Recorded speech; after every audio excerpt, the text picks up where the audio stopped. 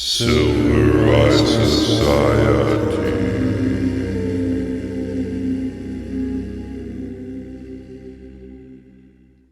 Welcome to the Silver Eye Society, a podcast where we look at film to find the eternal themes behind our modern problems. In today's episode, we're looking at The Dead Poets Society. In this movie, education is a central theme, but we're going to look at the role of education. What is education a tool for? Is it a tool of indoctrination? Is it a tool of cultivation? Or is it just a way to instill cultural values in the next generation?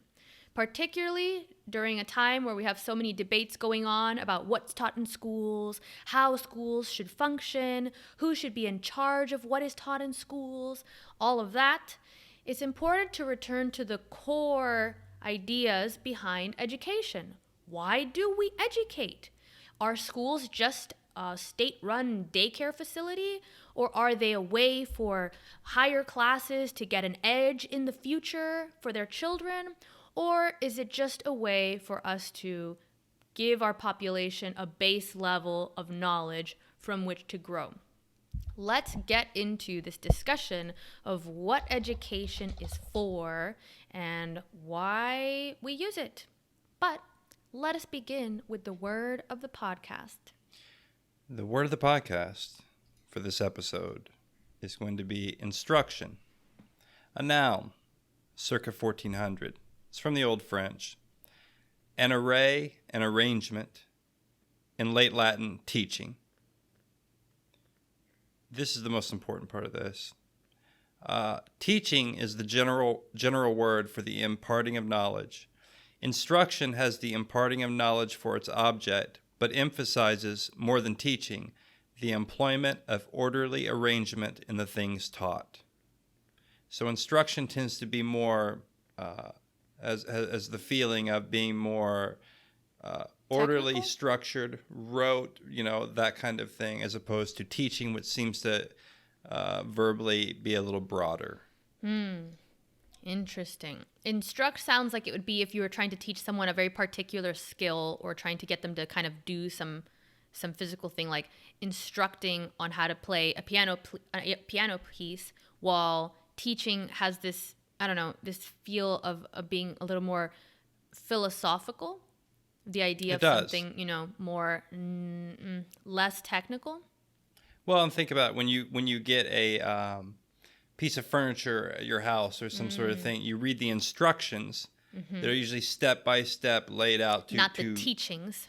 Right, you don't read the teachings of IKEA in order to put together your coffee table. So the teachings does have this more broad kind of feeling to it, whereas instruction has more of a almost hard science or step by step feel. That's all. Yeah. It's just throwing that out as a word of the podcast to keep that in mind. Well, that's an important distinction because in the Dead Poets Society, we kind of see this clash between different understandings of what an educational institution should do for its students.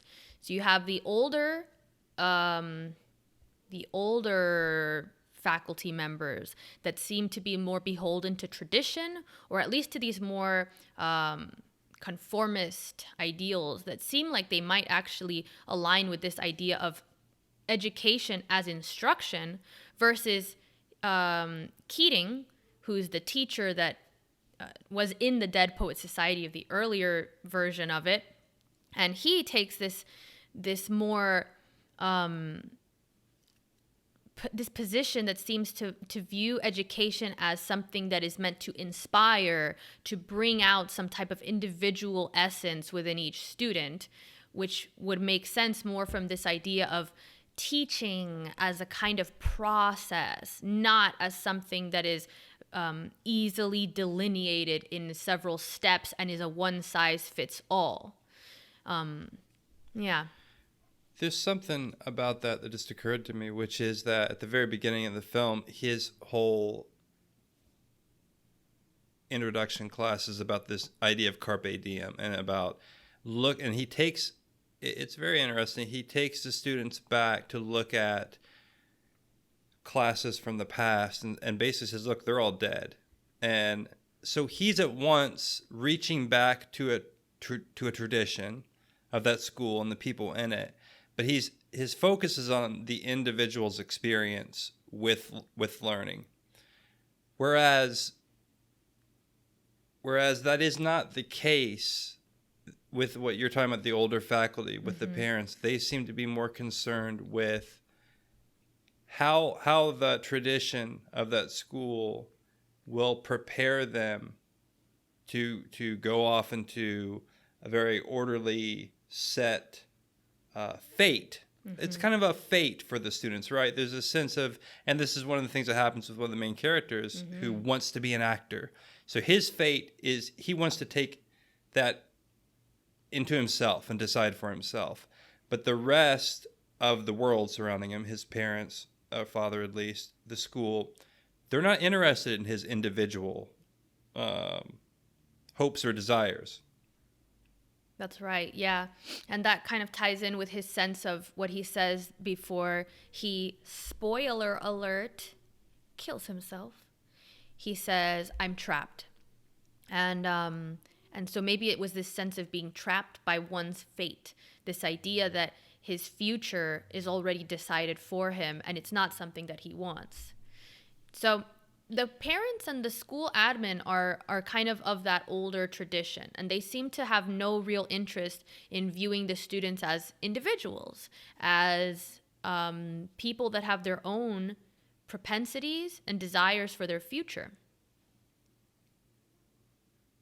Well, they say specifically in one place, Keating, I guess, that's Robin Williams. Yeah.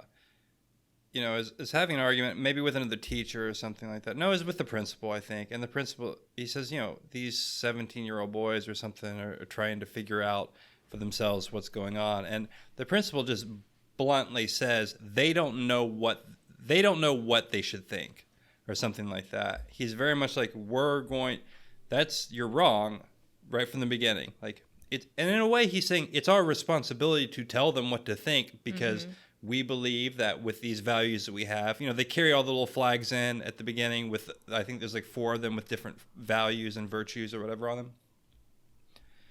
His point of view is that, when you sign up, in a way, it's not deceptive.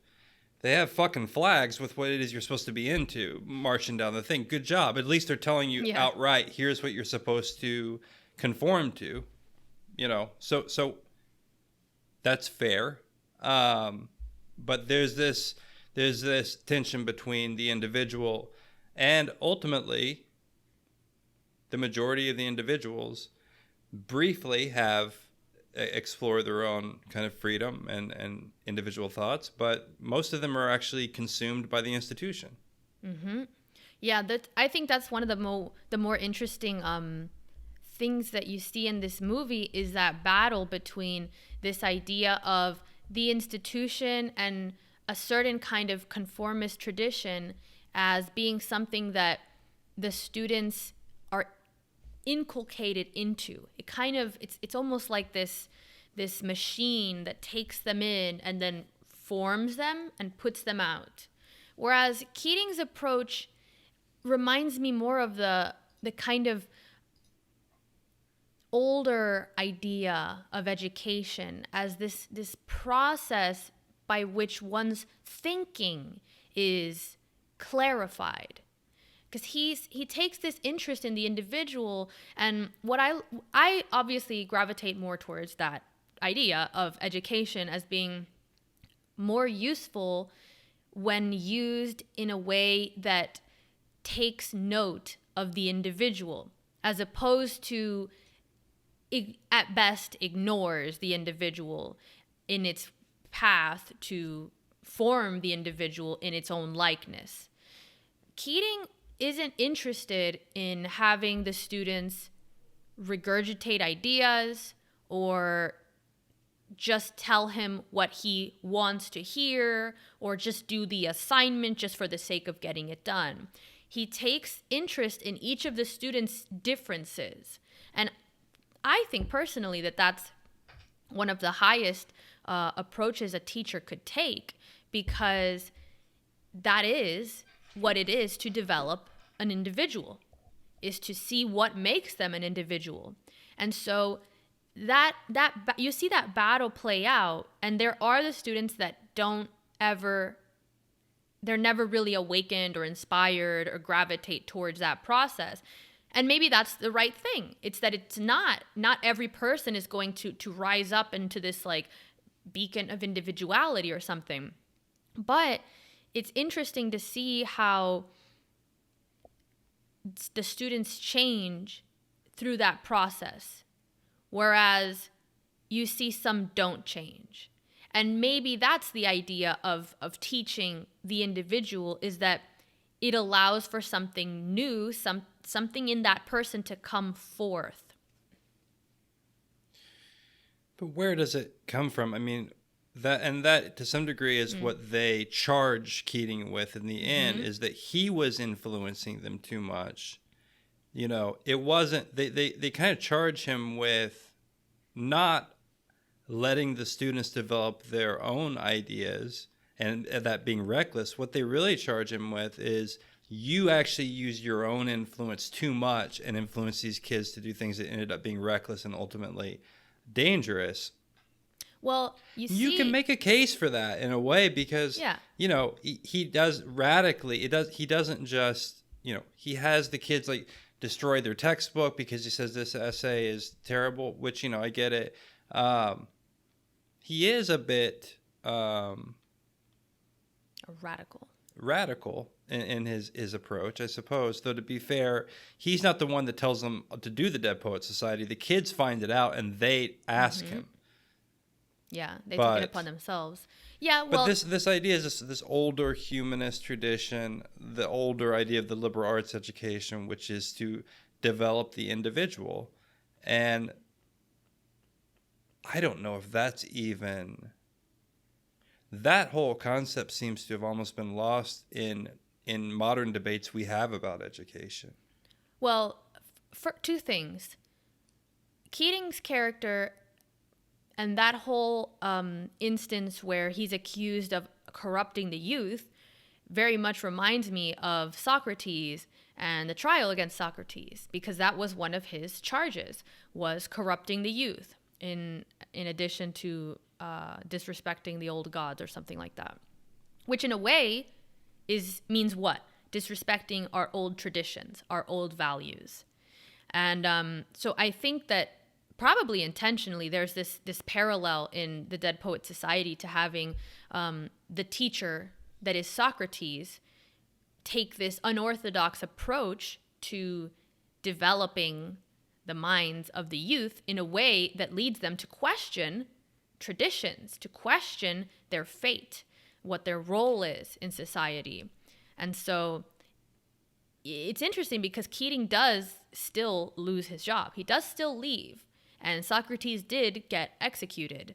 But his followers stood by him till the end. And we know that they were inspired after that by him. But to take the unpopular stance briefly, which I'm known to do, you know, Keating doesn't, if you want to make a comparison between him and Socrates, the Socratic method of asking questions all the time, that is different than what Keating does, who takes a kind of romantic version of life and romantic literature and to some degree does impress it upon the students. I mean, he's not so much questioning the students and having them ask questions. He's like, this essay in your book is terrible, destroy it. He's like forces a kid to go up and be like, find yourself or whatever, to do a speech or whatever. Yeah, it's a moving scene or whatever, but it's, you know, he isn't, you know. Well, he's the romantic did Socrates also, did Socrates deny the allegations?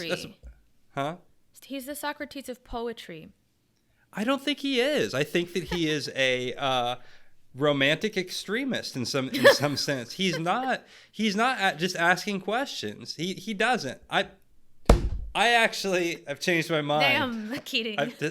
No. But you know, it is okay. So, well, look. Here's the thing with him. First, I think that there's maybe the parallel isn't so much that he's teaching the Socratic method of poetry, but rather that he's taking the same kind of anti-institutional, anti-traditional approach, which is, okay, so this textbook that you're supposed to read from cover to end and accept as fact, tear out the first chapter. So that what that does is maybe it's not the act of like, let's question this essay, but rather it's let's question the order that things are done with. Let's take a different approach. So that's kind of what it is. It's like the idea of there's value in taking different paths. And right, again, that comes back to that poem that is in the Robert Frost poem about the path less traveled. So there's this idea of going a different road and diverging from the common road, which is the institution's traditional approach, the traditional textbook read from the first page to the end. Well, and as a helpful nod to viewers and those who love the word of the podcast, I have a word of the podcast for an upcoming episode on this film, which is going to speak to that poem, which supplanted my word of the podcast in another episode. So everyone look forward to that. I don't know. He may be a religious extremist. This is what I would say. Like I'm really now trying to flip over and like take the side against him because no one signed up for that though either. Like I bet everyone who signed up for this school and even the students, they didn't sign up for this hippie, let's go out into the nature and do this. I mean, to be fair, he really does come in as a bit of a whirlwind. Now, is that good? Yeah, I'm for it. I'm all myself. But, to be fair, you could make the argument that, he's really just he's not really with the program to some degree. And that's not bad in and of itself, but maybe you should do your program out in the forest and get a bunch of hippies to put your kids in school with and do, what's it called, the hippie schools they have with the kids? I don't know. Something with M or something. I don't Not the remember. Montessori. Yeah, that's hippie not school, a hippie right? school. It They're so is. expensive.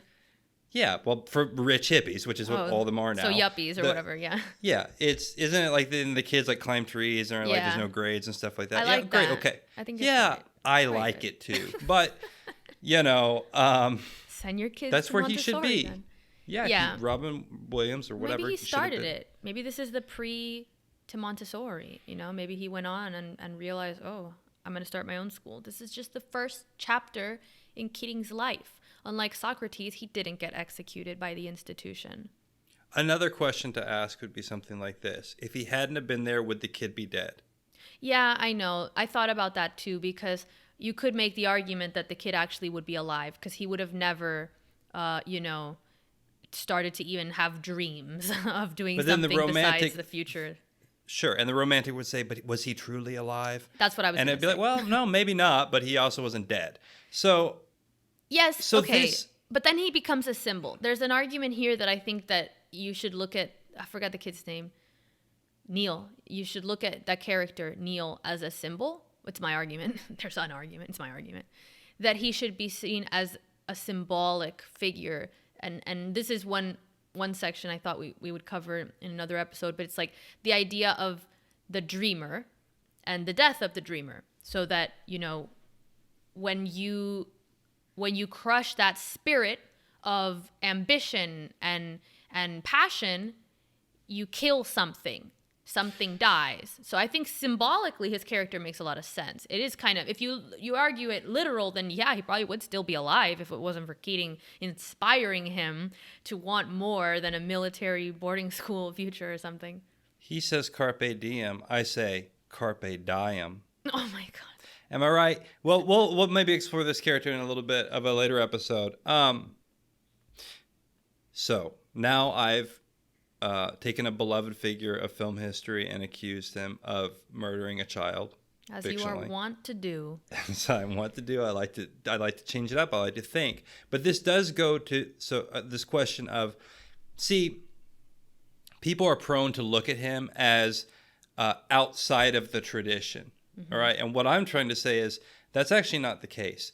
What we have in this film and what you have in a lot of in our modern world too, is you have a battle between two ideologies and two traditions. So we have the tradition of the school, which we could define as being stolid, rule-bound, conformist. You can characterize it however you like. It's not difficult to do. And then you have the Robin Williams character, which we tend to think for a second, oh yeah, he's just a rebel of the system. No, what he actually is the avatar of the romantic movement and romantic spirit, which in and of itself is a tradition.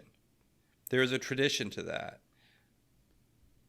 So I see it as the battle between two traditions. And this, I think, goes to some of the points you wanted to bring up about indoctrination and the school system itself, is that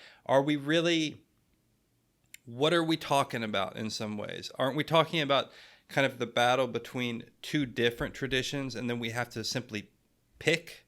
Or is there a middle way? Is there some way out? Is there some way to do things in which you don't have to conform entirely to one or the other? Is that even practical in an education environment?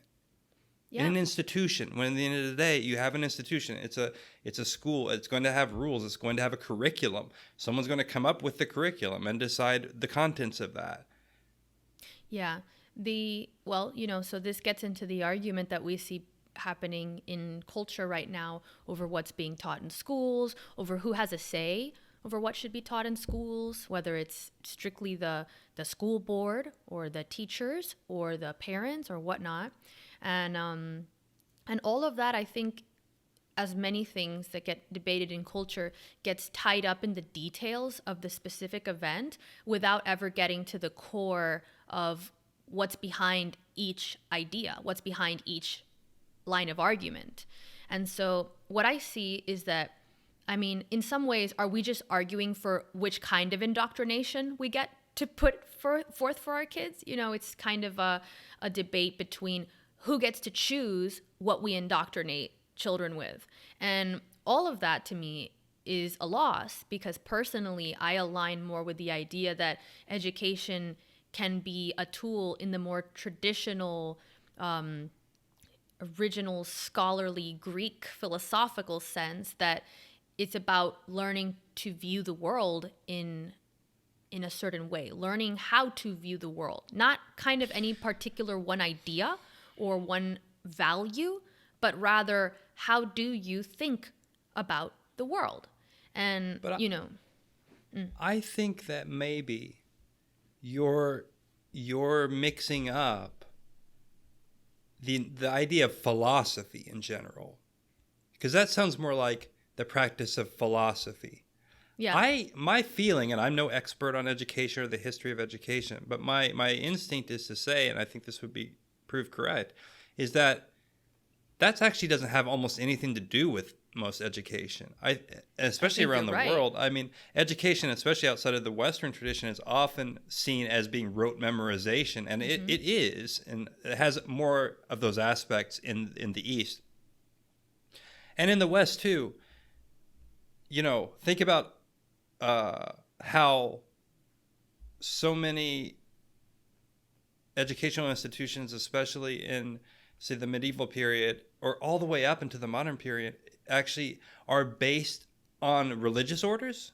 So, and I mean, I'm just kind of coming up with this as we go, but if I recall, Harvard was started by one of the Puritan or endowed with, or somehow very much associated with, the Puritan Christian movement of the Northeast.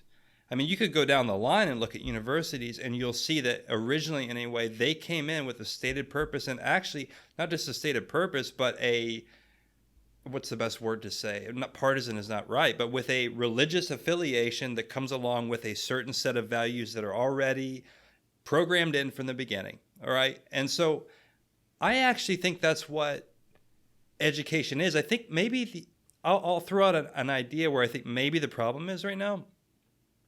Because we have this question of these are state schools, all right? And so to me, in a perfect world, what you have is a kind of voluntary association. And this, more broadly, I'm starting to think in this way, that so much comes down to when you're being forced to submit to something that is against your values. So a school system in which you have a voluntary association with, you could be whatever you want to be. It doesn't matter to me where you're at on the political spectrum, where you're at, what religious beliefs you have, whatever. If you have voluntary association and funding of those things, then some of this stops becoming an issue. And I'm not saying this is good or bad, but I'm saying this eliminates the issue, because to me, at the end of the day, you have a state school, taxpayers fund that, right? You have the interest of parents and you have the interest of teachers. Those are the ones clashing, and they both supposedly represent the interests of the children, which sometimes is Neither probably is more so accurate. true for the parents, at least on an emotional level, I Yeah. would think. I don't see a way to reconcile that, except especially when the values that people have seem to be diverging more and more, and things seem to be becoming more and more impossible to agree upon in terms of basic values, then ultimately all you're ever going to have is a political battle to win who gets to have their values indoctrinated into children. I don't think there's a kind of agnostic way of doing it, because there's always a value built into almost everything you either select to teach about and how you teach about it. So I don't know how that reconciles itself.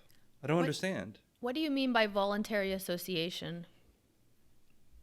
I went to a extremely hardcore religious small school when I was a kid, not because me or my family were particularly hardcore religious, but that was seen as a better option in terms of the public school at the time, because I lived in a rural, really that's just what it was. Okay. So forget about my specific situation, but anyone. Okay. So you choose to go to a school, and then I can leave. In other words, if you go, let's say you sign up to go to a Catholic school. Well, in theory, you sign up to whatever the rules are about that they give to you. Say, here's what you're going to do. You're going to go to mass or whatever it is the Catholics do, or whatever. Well, don't go to that school if that's not something you want to do. You're really not into Catholic stuff, or if you're not willing to conform to it, right? So it's voluntary. If you only have one option, then you have there's going to inevitably be a clash in a society that has a multitude of opinions, religions, political affiliations, all that. There's inevitably going to be clashes. And as we seem to be dividing more and more as people into different subgroups I think we can say that there is a lack of agreement upon maybe fundamental values that everyone kind of used to just, at least, if they didn't really dearly hold on to them, they at least went along with it. So as that changes, I don't see any other way to avoid strife, or to avoid what it comes down to, essentially a political battle to decide what will be taught, unless you provide options to people to voluntarily associate with. That's what I mean. Hey, you're Amish? Go to the Amish school. Go be Amish and do Amish stuff.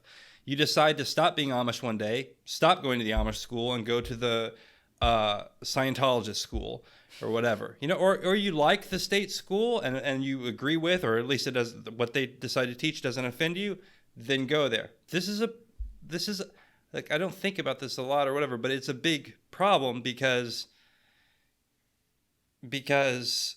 obviously the money tends to go to the government school, right, by default. And there's nothing, I'm not saying that's wrong or whatever. I'm not trying to make some hardcore libertarian argument against it. I'm just trying to point out what the problem is here. And I don't see how it reconciles itself, because I don't believe there's ever a way to teach in a neutral way. I don't think it's possible. The problem is that since these are state schools, my understanding is that the curriculums are set on a fairly expansive basis. I know that there's variations per school, as there are per classroom even, but the standards are often set by the state, I believe, and then I think they can be even more expansive from there, like some type of national school board program.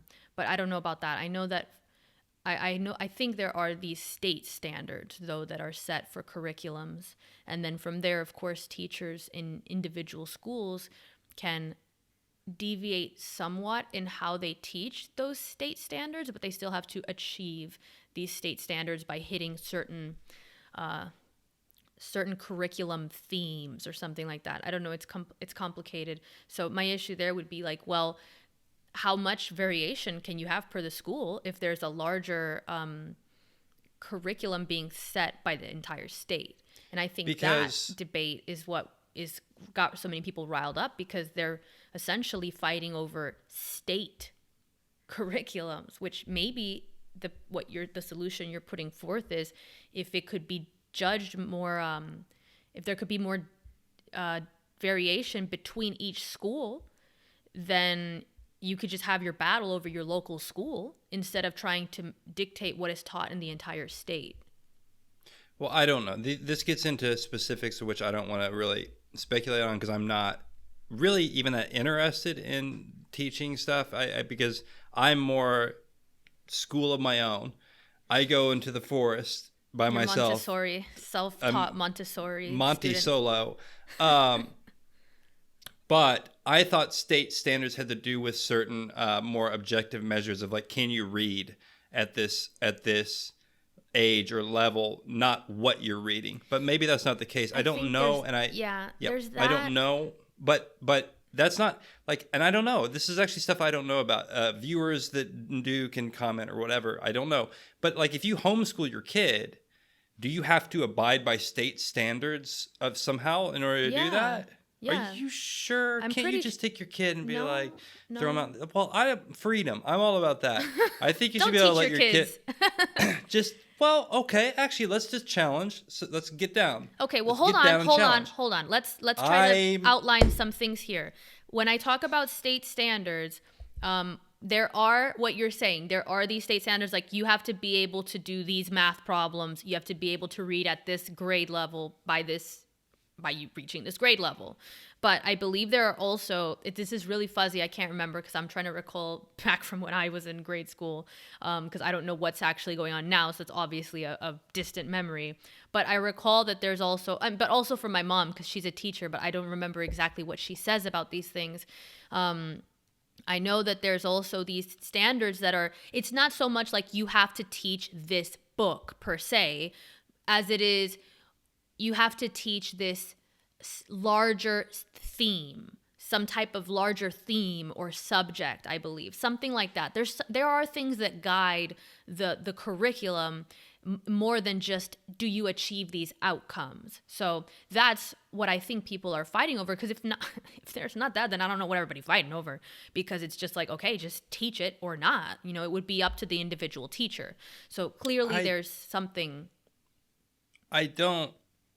See, we get bogged down in the specifics of the thing, because that's not how I understand a lot of what this is about.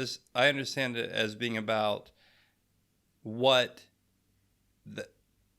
we're going to get into stuff that I just don't really know. But just leave it alone. The National Board of Educators or Teachers or whatever, that isn't my understanding. Like, isn't that just a union for teachers or for board members of schools or something like that? Like, there's the National Teachers Union. That's just a union. Yeah. It's a union for public employees. And then there's the National Board of Educators or whatever, and that's like the national version of the people that go sit on the school boards. Mm-hmm. Don't ask me. This is a podcast just us asking questions to each other. Well, it is, and it's complicated. I'm sure it has to do with different states or different ways. Of course, then you have federal education policy, I guess. It's pathetic in a way that we don't, not specifically, but you can't know everything about everything. But this seems overly complex. Well, I think that's part of the problems that keep coming up in our society, is that things have gotten overly complex to deal with, and they're too far reaching for such a diverse and free population. I mean, if you're going to have people that have this much liberty, at the same time are this different from each other, but then you're going to try to mandate things from a federal and state level, you're going to have a lot of problems. And personally, I just think that when you see things like this, like education standards and all of that have gotten so ridiculously complex that we sit here like fools and can't even figure out what this board is and how education standards are set and everything, it starts to make you wonder, like, are things becoming too opaque? Is all that all these layers of bureaucracy and complexity, do they actually help? Or do they obfuscate the problem? You know, like, I'm not sure. I'm a little bit wary of that. Well, and this is always, I remember, you know, because there was a big debate in the Bush administration, because he set some sort of... No child he left changed behind. Yeah, that thing. And then there were people like, now this makes us, the teachers were like, now we have to like be very enclosed about how we teach these standards. Yeah, and it was at the not end of the day, I guess, apparently. And who knows? I don't know. Was that just the teachers being pissed because they somehow felt like I don't know. I don't know the truth or the answer or whatever. I think, though, that what I'm trying to say is that is it maybe not generally true that regardless of all this kind of stuff, all the bureaucracy, all of the money, all of that, aren't we all just getting dumber, though, too? Like, aren't we? So whatever is happening isn't working? Yeah. So, I mean, that makes me think that either all this interference is either harming the ability for kids to get educated and become smarter, or it's not doing anything and there's something else happening.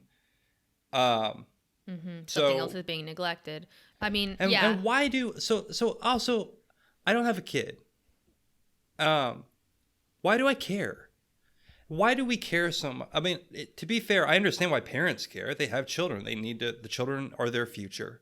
But the children aren't my future at the moment. So, but it is interesting why everybody gets so, there's something to this. I'm making a joke, but I'm also saying, like, why do we care? Why do we care so much what kids are taught? Well, I think it goes back to the part of the discussion we had for the Freddy Krueger podcast, which is there's this inherent, fear of what's being done to children, what's being taught to them because of the intentions behind it. So when I see these kind of battles over, oh, we should be teaching kids these things, or, there are some strange things going on. Like there are instances where there's an attempt to teach children about like gender ideas and sexuality in fairly younger grades, which personally, I wouldn't want my kid to learn that because I didn't learn about that and I didn't need to. I figured it out through life and I was totally fine with that because what I did learn was to be accepting of people, was to be non-prejudiced, and was to be a cooperative human being amongst others. I didn't need to learn about whatever the newest term for whatever the newest identity category is. I needed to learn how to be a good person. And of course, both of those are in some ways a moral argument for what education should do. Do you really want a stranger teaching your child how to be a good person, or do you want to be the one teaching them? And so we spoke about that in that episode, that there's a little sense probably of this growing insecurity as we entrust children more and more to strangers, because that's what a teacher is at this point. It's not like your local teacher that lives in your community when people used to have small towns and the teacher was one person. Now you have kids, I think as young as middle school, they have different classes, which I get it because there's teachers that are specialized in math versus in civics. So that makes sense, besides in the past when it was one teacher that taught all the subjects. So it's not that that's necessarily wrong, but there's this growing distance between people and the figures in their community that work with their children. And so perhaps that leads to a growing sense of distrust over what the intentions of people who are trying to dictate we should make this change in the school, we should make this change in the curriculum is. Personally, I don't have kids either. I do want to have kids, so I do have a little bit more of a personal stake in education in a sense, in a future sense, but I find myself caring because of the value I place on education itself. And I find that I take an offense to what I perceive by some figures, some ideologies, as using education as a tool of indoctrination, as a tool for their own ideological affiliations being promulgated, which I don't have a problem with people teaching their children their values, but I don't think that it's ideal or fair even. I don't think it's fair to try to use public school curriculum as a tool to promulgate your own values into other people's children. Now, of course, like you said, it's maybe impossible to create a truly objective school curriculum, but that doesn't mean we shouldn't aim for it, just like it may be impossible to do truly objective journalism, but you should still aim for that. And I think that that's why I advocate more this idea of education as a more philosophical process, as opposed to this kind of instructing process, more I don't know, indoctrination type of system. Instead, if it's a process of trying to teach individuals how to think while providing things that they can exercise those thinking mechanisms upon. So here's an incident in history. Let's analyze this incident in history. Here we have the facts, the dates, the names, the locations. Now we can look at different perspectives on this incident in history. There's a way to teach people about subjects while still encouraging them to think in a more individual and analytical format. I believe you could do both. And I think that, of course, when you get to the level of university, you better damn well be doing both, because people aren't paying to go to university to be indoctrinated with ideas. The tradition of university was that you went to learn and become a well-rounded person that could think at a higher level. Now, of course, that is a contentious statement now, because we don't think that that's what university is really doing as much. And we see that what happens? The education you get there suffers, and the students suffer for that. So, number one, the thing is that you're saying, here are these ideas that are, let's say, newer, and I don't think that should be brought into the school system, because then we characterize that as, see, you're bringing your ideas and teaching it to the children. And I agree, but I agree because I disagree with some of those ideas blatantly, because I understand. But I won't make the excuse of saying it's because we're neutral before, because by default, you're already teaching a certain outlook and value system to begin with. So what we're now talking about is arguing about, should new values, new ways of thought, maybe potentially enter the curriculum. Mm-hmm. So what I would say is, from a personal viewpoint, it would depend on the different things. Do I think that 5-year-olds need to be taught about being gender fluid? I don't, But I also recognize that is me defaulting to a position, a belief system, and a value system that's already there. I'm not going to say, oh, this is the more neutral thing. It is a bunch of value judgments that have been made. It's just the ones that have been traditionally made up to this point. Now, you're going to have other people that are going to come in and say, but we should do it for this reason, A, B, C. Fine. You make that argument all they want. And if things didn't change, to some degree, you would be stuck in you would always be stuck in the same value system that encompasses the teaching in a school. So things do probably have to change. But you said, well, when I was in school, you said, oh, I was taught to be nice, was one of the things, or something like that, be cooperative. That's a value here's the point thing. Right there, because you could teach kids actually that cooperation is dumb, which is my school, what I would do if I would just send the children off into survival mode into the forest Children with soldiers. again, child soldiery Yeah. comes up again. So, The answer. All here's roads your lead to child soldiers. two roads diverged. And they both end with children with guns. And then briefly, I wouldn't give them guns. I give them survival knives. And then briefly, Better. a very small historical thought. I was thinking about movement into the Western United States, like during the 1800s as the West was settled. Another topic which is controversial in education, and understandably so. I seem to recall this theme of what would happen, because it was a lot of men that would go to the West first, and then they would like buy a bride in a mail order catalog or whatever, and they would come out there. But I think, and a lot of the women would become teachers. But, I was just thinking, and I can't remember, there was like a novel I read from the 19th century or something. It's this idea, you said, well, the teacher is always like this person in the community. But I don't actually think that's true in America, because, I was thinking about that pattern of movement. That this is a country that always has people moving a lot, and how they would kind of, the teacher may come from New Jersey out to Nebraska, and she's decided her life will be better in the West and moves out there. But those original people there, or the original settlers there, wouldn't have necessarily known her. I think we have an idealized version of what She'd still be in the community, though. She would eventually be rooted in that community. Yeah, yes, I understand. That's what I mean. Like, I'm talking more about scale as opposed to, like, It is you know what I scale. mean? Like, I do, and I think that's what it is. I still get your point. Like, there is something there about that tradition, and maybe there is.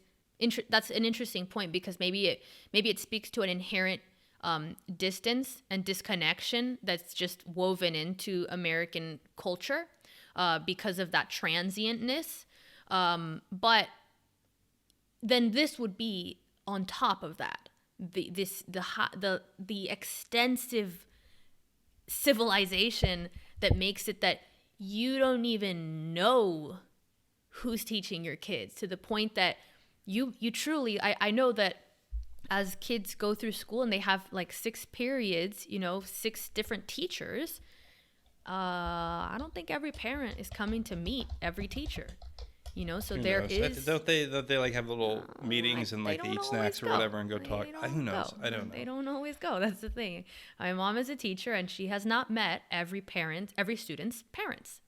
So. Sure. And of course, that's many times the choice of the parents. It's not that my mom won't see them; she's there, but there's also that sense of just like, people are busy, whatever. What is that parent going to do? Okay, she meets the one teacher. Is she going to meet all of them? It's just this, I think that there's a distance that is growing because our society is getting so highly developed, and so we're allowed to be as connected as we are because of cars and email and phone. So it allows us to expand our connections over such large distances and large numbers.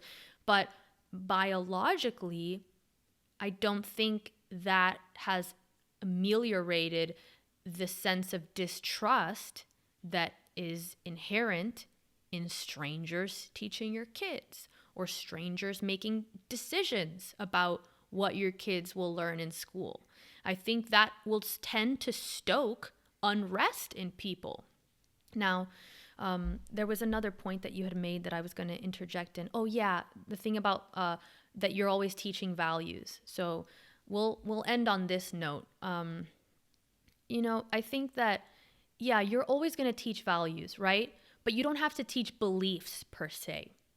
I think there's a distinction there, because I can teach a child that it's important to be compassionate without telling them exactly what issues they need to be compassionate about. You can teach them the value and then trust that teaching that value will result in a person that is compassionate towards others, including those that you hope for them to be compassionate towards. So I think that there's an element of desiring to control and desiring to enact certain outcomes that when you start to want to aim at achieving an exact outcome, it requires more control. And so if you want to create like a classroom curriculum that specifically addresses certain outcomes, it's going to require very specific changes in the curriculum to achieve that.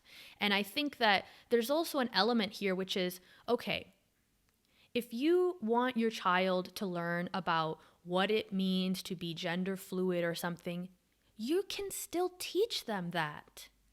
And I think there's something that's getting lost here, which is no one's preventing anyone from teaching their kids at home what they want. What we're arguing about is whether other people's children should be taught these additional beliefs in addition to what's already taught in schools. And I think that that's where we start to get into this weird zone of what role does the state and do institutions and do authorities have in the lives of children and superseding the parents' choices about what they want for their children. There's nothing stopping anyone from teaching their kids anything that they want at home. The argument really comes down to whether it is right to be able to dictate what other people's kids learn in addition to what you teach your kids at home. I don't know about that. I mean, I think this is what it comes down to is when you're talking about other people's children, you should be more conservative.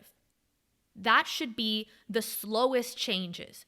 When you teach your own child, you get to be as specific and narrow and detailed and all-encompassing as you'd like in what you teach them. When you're teaching a classroom of other people's children, you do not get to inculcate them with your own personal beliefs. I think that we can all agree on. That yes, No, I don't you want. Can't. I don't. You sure I think can't. it's pretty fair that we don't want, Well, I'm a not. teacher to be like, "Hey, actually, I think it's great to smoke marijuana, kids." We disagree with that. Pretty much everyone across the board would say, "Yeah, that's your personal belief. I don't want that to be taught to my children." So that's the difference there. It's like, okay, well, I want to teach my children about I don't know, what is some of the other arguments? There's weird stuff about, like, gender is the one that really I think sticks out as being an unusual thing to include in curriculums. Though I know that the idea is that it's part of biology or science or something, but again, it's like they're going to say your choice not to teach this is in essence a viewpoint, and then you're saying, well, but we should be more careful and slow how we change these new ideas coming in. But they're going to say this is a emergency, this is a disaster and a tragedy for a subset of people that need to learn about this, and then they'll claim it'll be doing harm if you don't let us change it. That's what they're going to say. I'm not saying I agree with that. That's kind of the red flag, though, when people start saying, like, actually, this is an emergency and this is going to do harm. It's kind of like, okay, so we're not actually arguing based on logic or merit of the argument. We're arguing from emotion and from urgency, which to me, that immediately starts to tick me off as like, all right, so we're not talking about the actual details here and comparing approaches. It's just an emotional appeal.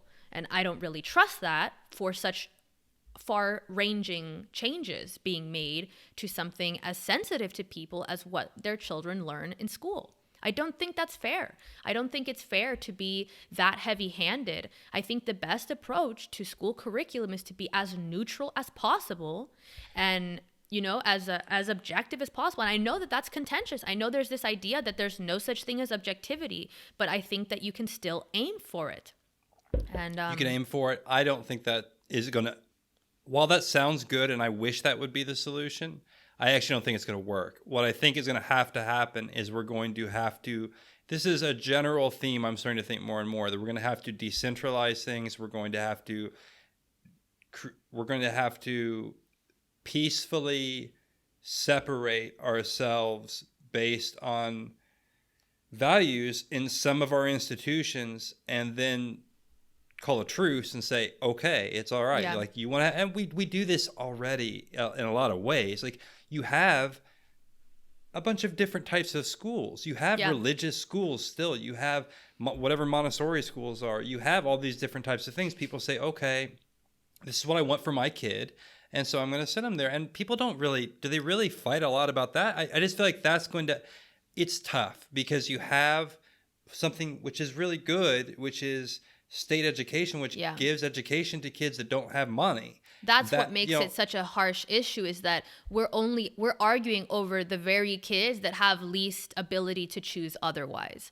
For the most part. Some public schools are really good depending on the neighborhood. And then it's actually better than this or whatever, But anyway, but those are going to be the kids that can also decide to go to another school. If they're in this like really nice neighborhood or whatever, their parents could be like, oh, we're going to go to another school.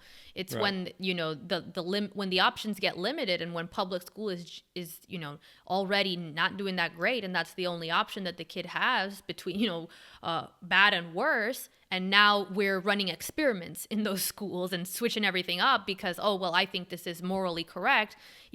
First of all, the schools aren't even doing good. The kids can't even fucking read, so forget about them learning about gender fluidity. They can't even read that word. Like, I'm telling you, my mom works in a fairly nice school, middle school. Those kids don't even know why they should read. They truly ask her every year, why do we have to learn to read? So forget, first of all, about teaching them about intersex and whatever. They can't read. So I think we should focus there first. I mean, but again, this is the beginning. One last point. Yeah. I have one last point. Okay, you can make your last point after I make my last point. I think that really what bothers me the most about this is that no one actually cares about the kids. Like, when you get to these arguments that are so wrapped up in what's being taught and who's allowed to make these decisions, especially when there's like this pushback against parents, getting angry about what's being taught to their kids, that makes me uncomfortable. First of all, I mean, it's their kids, but also there's this, do you really care about these kids? Because these schools have been with problems. Like, public schools have not been doing good for a long time. And it seems that they have only become part of the national discussion when certain ideological ideas were going to be taught in them. Then suddenly everybody's interested in education and the value of what's being taught and our future children and all that and what they're getting in their future. Where was all that energy for the decades that these schools have been floundering? Nowhere. So I don't believe that people actually really care about these kids. It's just a battleground over who gets to indoctrinate the kids with what. Some people do, and I'm sure there are people that have worked steadily throughout time beyond these newer issues to improve education. Yeah, Some of them have been wrong about how to do it, but I'm not going to say everyone's intentions has solely been terrible on particularly either side of anything. I don't know. Human beings don't act that way. Some people actually do care about other people. I don't, and here's my commercial for my new school. I want to develop this with you because we often develop business plans that I come up with on podcast episodes. So I think it's important because I want to really I want to inculcate the viewers, they are all my children, with entrepreneurial virtues for the future. And so we have talked about how I wish to create a space hotel. Mm-hmm. So that project is ongoing. There's some snack food options that I've come up with in the past. There's some potential consulting with corporations with regard to futurism in general. I don't remember exactly what that is. Viewers, please remind me. So the question is, do I create a private school? And what would be the values that I would teach? Well, survival, number one, I think. Day one, right? This is a Jocko Willink kindergarten. Day one. There's no snack time. There's no juice box. Here is your survival knife. And there is the forest. Come back in 12 hours. With your lunch. Learn that way. All of the children would have probably etymology. They would be not forced, that's the wrong word. They would be encouraged to study the roots of Greek and Latin words while in the forest. What do you call when you're, it's not scrounging isn't the right word. Your children will Scavenging. never scrounge for food in my academy, but they They'll will just scavenge. scavenge the countryside, right? Yeah. Because given what's going on in the world, we all may be scavenging the countryside for food soon. I'm developing this idea. I'm not sure what name I'm going to give it, but I like input from viewers. If you want to leave it in the comments, you know. And I'm not entirely sure I'm going to do this or go this route because I have the space hotel idea, which I like a lot. Yeah, takes up a lot of time. But it does to develop a school and all that. But you know, I'm open to input. Yeah, I think that this survival school / kindergarten is an excellent idea that will heal the divide between our ideological debates on what should be taught in school. Forget all the books. Just teach them words and survival skills. Reading, writing, and